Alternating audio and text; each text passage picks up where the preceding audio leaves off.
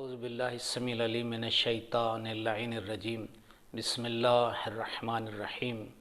الحمد للہ رب العالمین والصلاة والسلام علی سید الانبیاء والمرسلین سیدنا و نبینا ابی القاسم محمد ثم الصلاة والسلام علی آلہ الطیبین الطاہرین المعصومین المنتجبین المنتخبین المہدیین الذین اذهب اللہ عنہم الرجس وطہرہم تطہیرا ولعنۃ اللہ علی اعدائہم اجمعین من یومنا ھذا الی یوم الدین اما بعد فقد قال الحکیم فی القرآن المجید والفرقان الحمید وہو اصدق الصادقین وقولہ الحق بسم اللہ الرحمن الرحیم امن یجیب المضطر اذا دعاہ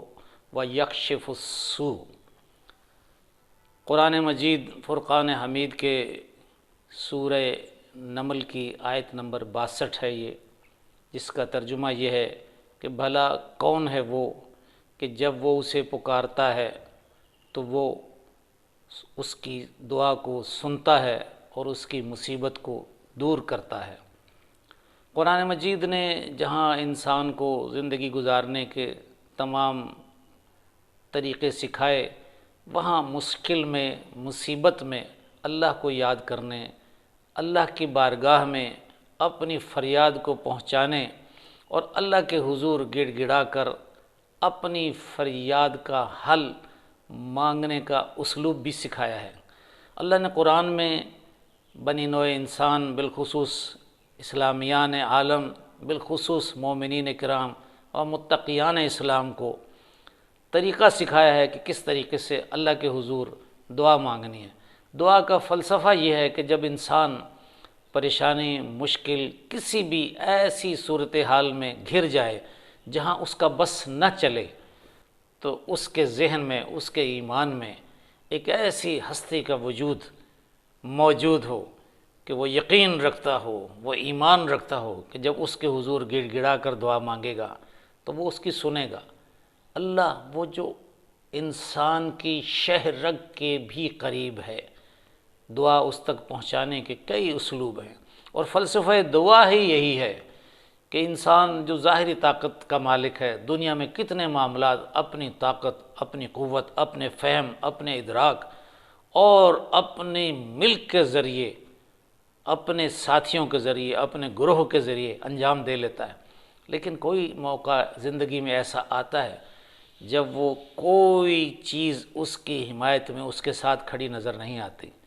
اور اس کے سامنے اللہ جل جلالہ کے علاوہ کوئی ایسی ذات موجود نہیں ہوتی جس پر اس کا یقین ہو کہ جب میں اس سے مانگوں گا تو وہ میری دعا کو سنے گا، جب میں اس سے مانگوں گا تو وہ میری مشکل کو حل کرے گا، جب میں اس سے مانگوں گا، میں اس سے طلب کروں گا تو وہ میری مدد، میری تائید، میری نصرت کرے گا۔ اب اگر غور سے دیکھا جائے تو فلسفہ دعا ہے ہی یہی کہ انسان کے سامنے ایمان رکھتے ہوئے ایک ایسی ذات والا صفات ہے جو تمام علتوں کی علت، مسبب الاسباب، اور جس کے پاس ہر صورتحال کا حل ہے۔ انسان جس طرح سوچتا ہے کہ کوئی کام کرنے کے لیے اسے محنتیں کرنی پڑیں گی، اسے مال و منال اکٹھا کرنا پڑے گا، اسے ذرائع اکٹھا کرنے پڑیں گے، اللہ کے یہاں ایسا نہیں ہے۔ اللہ کا تو طریقہ کار یہ ہے، انما امرہ اذا اراد شیئا ان یقول لہ کن فیکون۔ اللہ کی تو شان یہ ہے، اللہ جس چیز کا ارادہ کرتا ہے بس وہ کہتا ہے کن، وہ ہو جاتی ہے۔ یہی معاملہ دعا کے سلسلے میں بھی ہے۔ انسان جس چیز کو سوچتا ہے کہ یہ میرے لیے بہت مشکل ہے اور میں کیسے اسے کر پاؤں گا، یقیناً وہ نہیں کر پاتا، اس کے ذرائع سے، اس کی ہمت سے، اور حقیقی معنوں میں سمجھیں تو اس کی اوقات سے باہر ہوتا ہے۔ یہیں پر اللہ کو ایسی ذات کے طور پر مانتا ہو کہ وہ نہ صرف معبود حقیقی بلکہ ہر شے پر قادر، مالک ہے، قدرت کاملہ کی حامل ذات، پروردگار، اس کے حضور دعا مانگنے کا اسلوب ہے۔ اور اسلوب یہ ہے کہ جب دعا مانگی جائے تو سب سے پہلے اللہ کی شان بیان کی جائے، اس کی کریمی بیان کی جائے، اس کی مہربانیاں بیان کی جائیں، پھر مالک کے اوصاف کا ذکر ایک ایک کر کے اس کے سامنے کیا جائے، اس کی مہربانیوں کا ذکر کرتے ہوئے اپنے گناہوں، اپنی غلطیوں، اپنی خطاؤں کا ذکر کیا جائے، پھر اس سے مانگا جائے کہ اے اللہ تیرے خزانوں میں کوئی کمی نہیں، مالک تو چاہے جسے چاہے معاف کر دے، مالک تو عظیم ہے، تو رحیم ہے، تو کریم ہے، تجھے انسان کی خطاؤں کو معاف کرنے کے لیے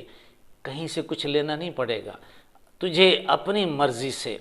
اپنے عبد کو معاف کر دینے کا اختیار موجود ہے۔ مالک یہ اختیار تیرا اپنا ہے، تو جس پر چاہے استعمال کرے، لیکن تیری رحمت، تیری کریمی تیرے سامنے ہے۔ جتنا انسان گناہ گار اور خطا کار ہو، وہ اللہ سے جب اس کی رحمت کے صدقے مانگتا ہے، کبھی بھی یہ نہ کہے کہ مالک میرے گناہ بہت زیادہ ہیں۔ سرکار ختم مرتبہ علیہ الصلاۃ والسلام کا فرمان ہے، سرکار فرماتے ہیں الدعاء سلاح المؤمن، دعا مومن کا ہتھیار ہے۔ اب مومن کو سمجھ لینا چاہیے کہ اگر اس کے پاس کچھ بھی نہیں ہے، اس کے پاس کوئی ایسا عمل نہیں ہے کہ جس سے وہ راہ راست پر چلتے ہوئے اپنے لیے خوبیاں حاصل کر سکتا ہو، اس کا بہترین اسلحہ، اس مومن کا بہترین ہتھیار دعا ہے۔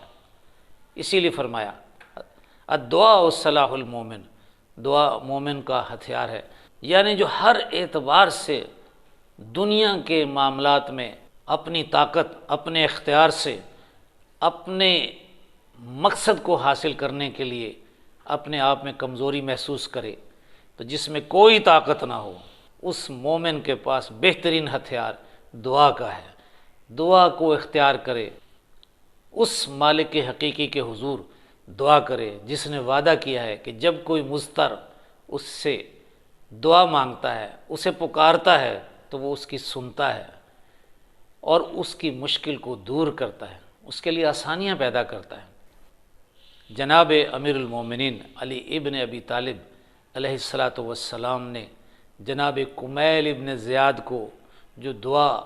تعلیم فرمائی تھی، اس کا ایک عظیم جملہ ہے، اس کی بہترین ایک عبارت ہے جو دعا کے وزن کو ظاہر کرتی ہے کہ دعا کیا چیز ہے۔ فرماتے ہیں یا سریع الرضا اغفر لمن لا یملک الا الدعاء، اے جلدی راضی ہو جانے والے رب، اے جلدی راضی ہو جانے والے رب، اس کو معاف کر دے جس کے پاس اور کچھ اثاثہ نہیں ہے سوائے دعا کے۔ یعنی دعا اتنا بڑا اثاثہ ہے کہ وہ مالک مختار، وہ معبود حقیقی، وہ رب کائنات اپنے اختیار سے معاف کرے۔ کس کو معاف کرے؟ جس کے پاس کچھ بھی اثاثہ نہیں، جس کی کچھ بھی ملکیت نہیں سوائے اس کے پاس۔ یہ دعا ایک ایسا ذریعہ ہے کہ اپنے رب کے حضور گڑ گڑا کر مانگے۔ جیسے میں نے عرض کیا کہ دعا کے اسلوب ہیں۔ امام زین العابدین علیہ الصلاۃ والسلام کی دعاؤں کا مجموعہ صحیفہ سجادیہ، جسے زبور آل محمد بھی کہتے ہیں، آپ ان دعاؤں کا مطالعہ فرمائیے۔ جب آپ ان دعاؤں کو دیکھیں گے تو معلوم ہوگا کہ سرکار امام زین العابدین علیہ الصلاۃ والسلام نے کس انداز سے اپنے معبود حقیقی، اس کی ربوبیت، اس کی الوہیت، اس کی قدرت کاملہ، اس کی رحمت اور اس کے کرم کا اظہار کیا ہے۔ یعنی انسان کو سکھایا ہے کہ جس نے دعا مانگنی ہو پہلے اس خالق حقیقی کی شان بیان کرے، اس کی عظمت بیان کرے، پھر جب اس کی شان اور عظمت بیان کرے گا تو اس کی رحمت جوش میں آئے گی کہ یہ میرا بندہ، یہ میرا حقیر بندہ جب یہ عبد بن کر مجھ معبود سے میری اتنی صفتیں بیان کر کے مجھ سے اپنی طلب کر رہا ہے، مجھ سے اپنے لیے دعا مانگ رہا ہے، اپنا مقصد چاہتا ہے، اپنی مشکلوں کی آسانی چاہتا ہے، تو پھر اس کی رحمت جوش مارتی ہے کہ جس نے میری عظمت کو پہچانا، جس نے میری قدرت کو پہچانا، جس نے میرے سامنے اپنے دامن مراد کو پھیلا دیا ہے، جو جھولی پھیلا کر مانگ رہا ہے، میرے اللہ میری یہ دعا پوری کر دے، میرے اللہ میری وہ دعا پوری کر دے، میرے اللہ تیرے علاوہ کوئی ہے نہیں جس سے میں مانگوں۔ مالک جب تجھ جیسا رب حقیقی میرا مالک و مختار ہے، جب تجھ جیسا میرا معبود حقیقی میرا رب ہے، تو مالک میں کسی اور سے کیسے مانگوں؟ میں مانگتا ہی تجھ سے ہوں، اس لیے کہ جس کسی نے تجھ سے مانگا اس کی جھولیاں خالی نہیں جاتی۔ جو کوئی تجھ سے مانگے مالک وہ بے مراد نہیں جاتا۔ میرے اللہ جو کوئی تیرے در پر آ کر مانگتا ہے کبھی اس کی دعا رد نہیں ہوتی۔ ہاں بعض دفعہ ایسا ہوتا ہے کہ انسان ظاہراً یہ سمجھتا ہے کہ اس کی دعا نہیں قبول ہوئی، لیکن دعا رد نہیں ہوتی، یہ میرے مالک کا وعدہ ہے۔ میرے معصوم ائمہ طاہرین علیہم الصلاۃ والسلام کے فرامین ہیں کہ جب انسان دل سے دعا مانگتا ہے اس کو حقیقی واسطے دے کر، اس کو ان ہستیوں کے وسیلے دے کر مانگتا ہے جن کے لیے اللہ نے قرآن میں فرمایا وَابْتَغُوا إِلَيْهِ الْوَسِيلَةَ، اس کی طرف جانے کے لیے، اس کی طرف پہنچنے کے لیے وسیلہ تلاش کرو۔ تو جن کو یہ وسیلے مل جائیں وہ ان وسیلوں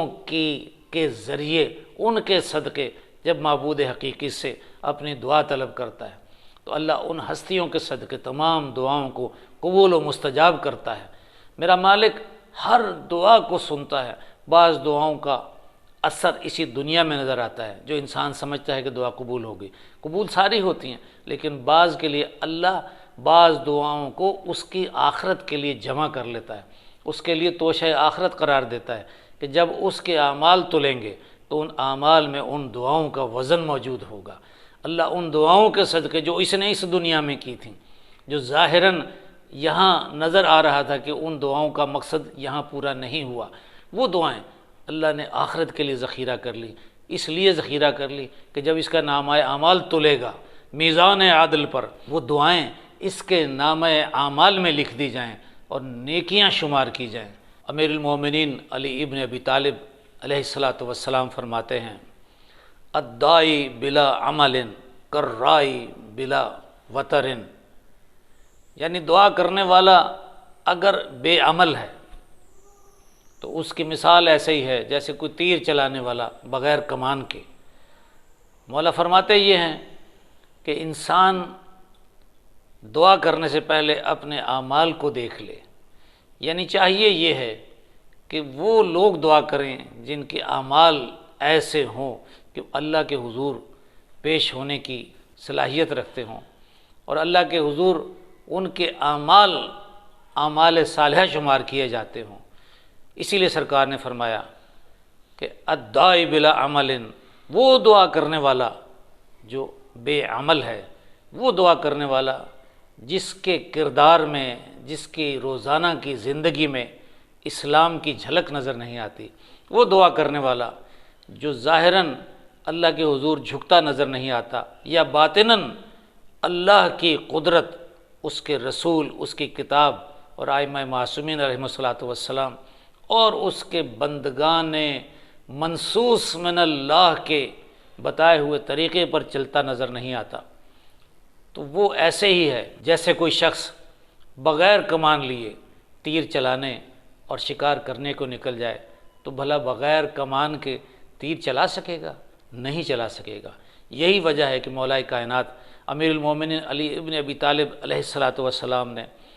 اسلوب دعا کے لیے عمل کو بنیاد قرار دیا ہے۔ جس نے دعا کرنی ہے اس کے اعمال بھی ایسے ہونے چاہیے کہ وہ اللہ کے حضور پیش ہونے کے قابل ہو۔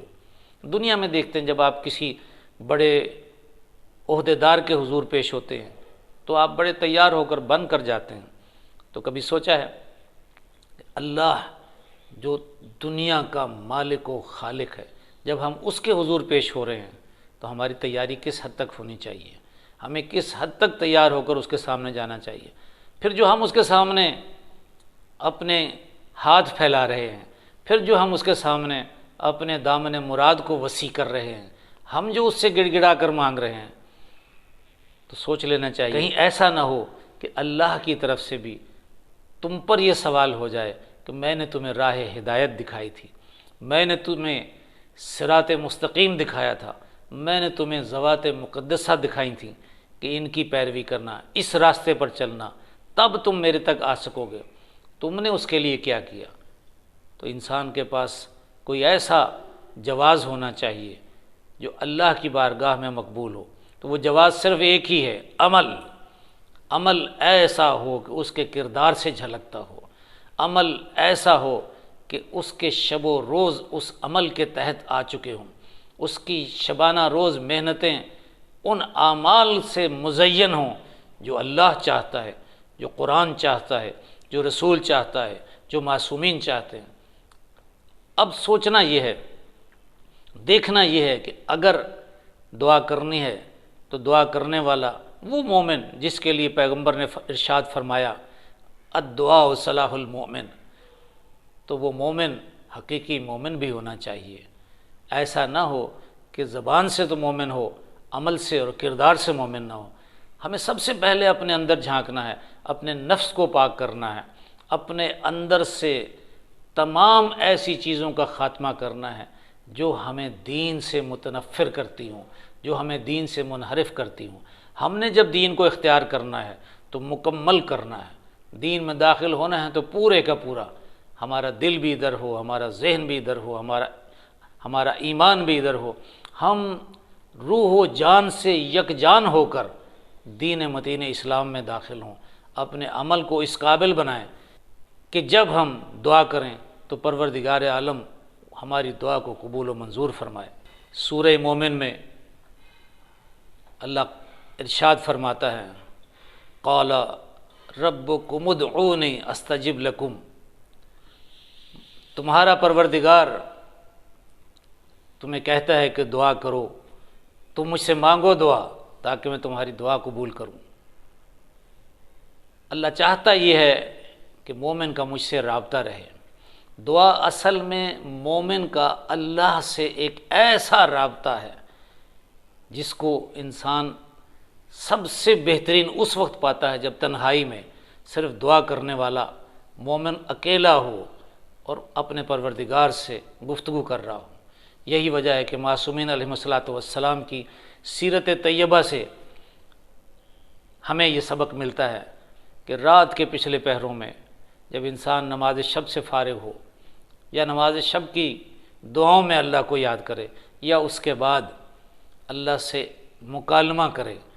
وہ وقت وہ ہوتا ہے جب پوری کائنات سو رہی ہوتی ہے اور صرف وہ جاگ رہا ہوتا ہے جو اپنے اللہ سے گفتگو کر رہا ہوتا ہے، اور اللہ اس کی گفتگو سن رہا ہوتا ہے اور اپنے فرشتگان سے کہتا ہے کہ دیکھو ساری دنیا کیسے مزے کی نیند لے رہی ہے، لیکن میرا یہ عبد یہ جاگ رہا ہے، یہ مجھے یاد کر رہا ہے اور مجھ سے فریاد کر رہا ہے۔ اپنے فرشتگان کو حکم دیتا ہے کہ اس کی فریاد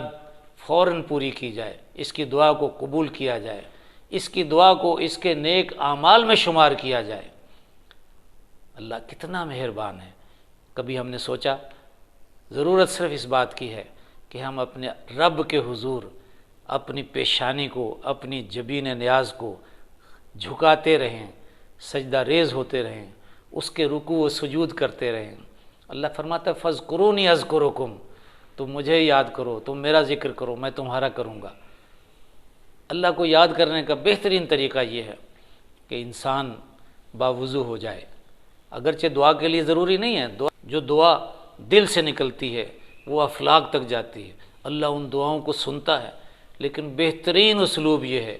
کہ جب انسان دعا کے لیے آمادہ ہو وضو کرے،